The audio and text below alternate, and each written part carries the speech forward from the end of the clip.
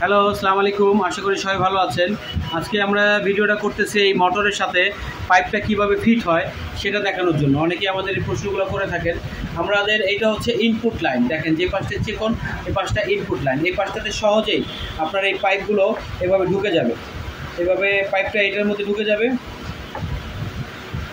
এবং এখানে আমরা রাউন্ড যে ক্লামগুলো, সেই ক্লামগুলোর মাধ্যমে এটাকে আটকে দেবো। সবটুকু পাইপ ঢুকাবেন এটার ভিতরে।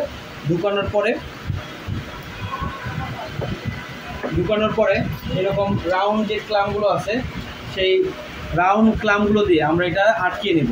ক্লামটা আগে ঢুকাবেন, তারপর এটা আটকিয়ে দেবেন, শক্তভাবে আটকিয়ে দেবেন, হয়ে যাবে। আর এখন আমরা দেখাবো এটার যে আউটপুট লাইন, সেই আউটপুট লাইনটা বিভিন্ন সাইজের পাইপ আপনারা ব্যবহার করেন। কেউ 10 মিলি, কেউ 12 মিলি, কেউ 14 মিলি, বিভিন্ন সাইজের এই পাইপটা ব্যবহার করেন। তো এই আউটপুট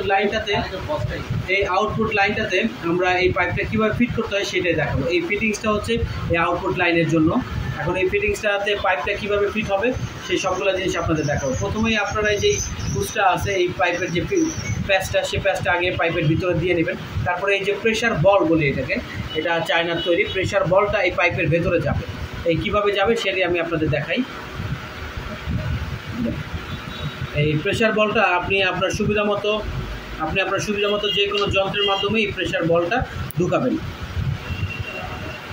তো প্রেশার বলটা আমি এখানে কেচি দিয়ে ঢুকিয়ে দেখাচ্ছি আপনাদের। এটা আপনি অন্য যে কোনো কিছু দিয়ে ঢুকাতে পারবেন। আপনারা এইটাকে শক্তভাবে চাপ দিলে ঢুকে যাবে পাইপগুলোতে। যদি আপনার অন্য পাইপগুলো হয় তাহলে সেক্ষেত্রে পাইপটা একটু গরম পানিতে ভিজিয়ে রাখবেন যেন পাইপটা নরম হয়, আপনি বলটা ঢুকাতে পারেন এর ভিতরে।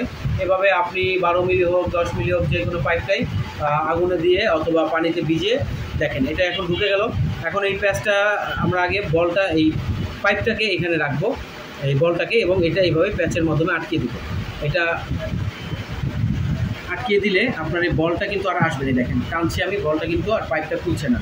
এই বলটার কারণে এখন আর এই পাইপটা খুলবে না। এইভাবে এটার ভিতরে থাকবে এবং এই পাশ থেকে ইনপুট হবে এবং এই পাশ থেকে পানি বের হবে। এই পাশ থেকে ইনপুট হবে, এই পাশ থেকে পানি বের হবে। এই বের হওয়ার জায়গায় এই ফিটিংসটা লাগবে। এইভাবে আপনারা পাইপটা ফিটিং করতে পারবেন। এইটা বলার জন্য আজকে ভিডিওটা করা বন্ধুরা। দেখাচ্ছি আমি আবার আপনাদের যে এটা কীভাবে ফিটিংটা হলো, যে আমি আপনাদের সুবিধাতে আবার দেখাই। এই দেখেন এটার ভিতরে আমাদের বলটা ঢুকে গেছে এবং এটার মাধ্যমে প্যাচটা হলো। এই প্যাচটা এটার ভিতরে যে বলটা এখানে মুখে মুখে থাকলেই হবে। এটা যদি এরকম মুখে মুখে থাকে তাহলেও হবে। এই পানির প্রেশারটা এখান থেকে বের হয়ে আসবে। এভাবে আটকাবে। ধন্যবাদ বন্ধুরা, আশা করি ভালো থাকবে।